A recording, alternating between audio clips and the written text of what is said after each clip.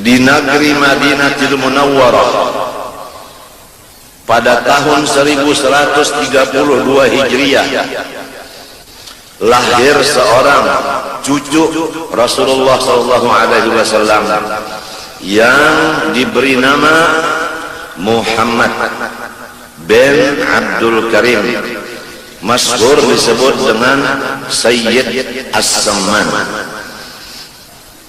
salah satu daripada guru yang memimpin Datuk kita Kalampayan. Lewat beliaulah Datuk kita Kalampayan menjadi khalifah Rasulullah sallallahu alaihi wasallam.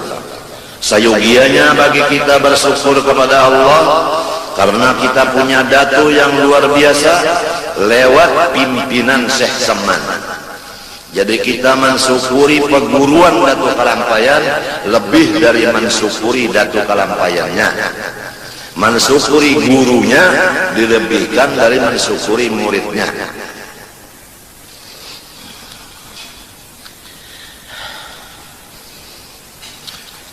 Kemudian beliau diwafatkan oleh Allah di negeri Madinah II pada tahun 1189, tanggal 2 Hijriyah, tanggal 2 Dzulhijjah, dan dimakamkan di Baqi'il Gharqad berhampiran dengan pekuburan istri Rasulullah sallallahu alaihi wasallam.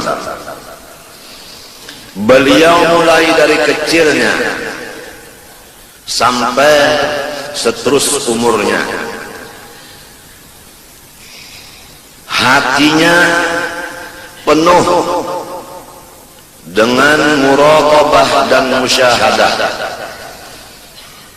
kepada Allah Rabbul Izzah. Itu mulai kecil.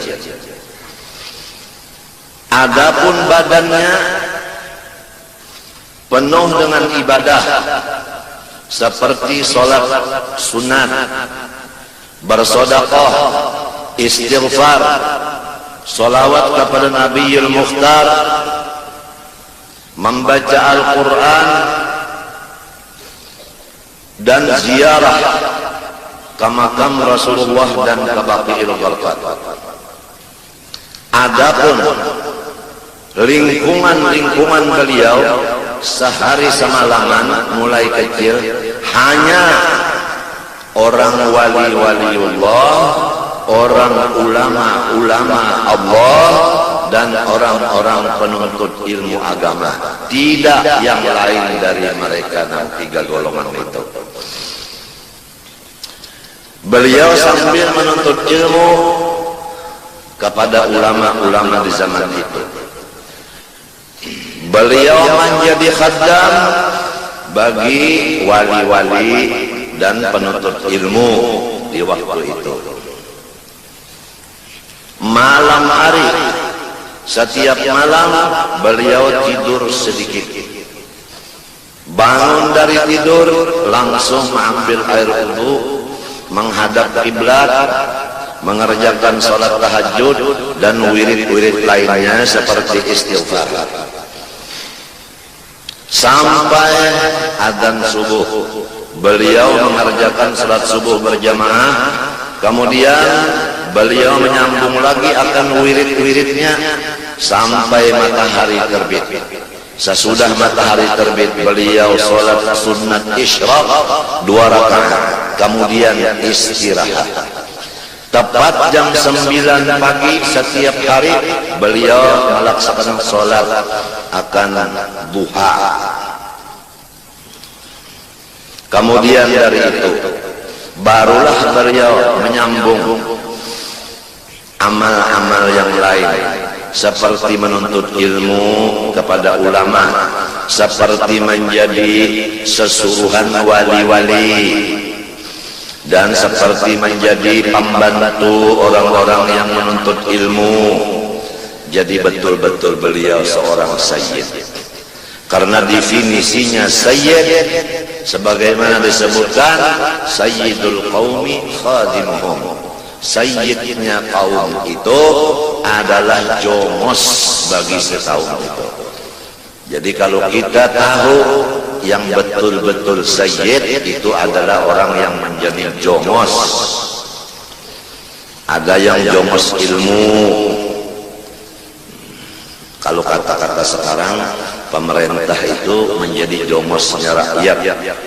Nah, pelajar bahasanya itu abdi masyarakat. Abdi masyarakat. Sebab masyarakat menggaji setiap bulan pegawai-pegawai pemerintah sampai ke presiden itu kan menggajinya tiap bulan itu rakyat. Jadinya duduk di kursi kerajaan presiden itu kan rakyat. Mengadakan pemilu, ya kalau jadi memang dari orang di bawah maka timbullah orang yang di atas. Ini harus diingat oleh seseorang. Orang yang menjadi guru harus ingat, tanpa ada murid tidak ada pangkat menjadi guru.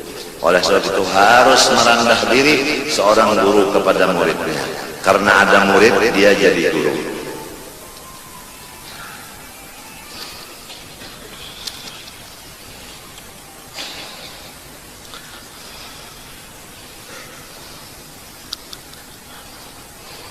Kemudian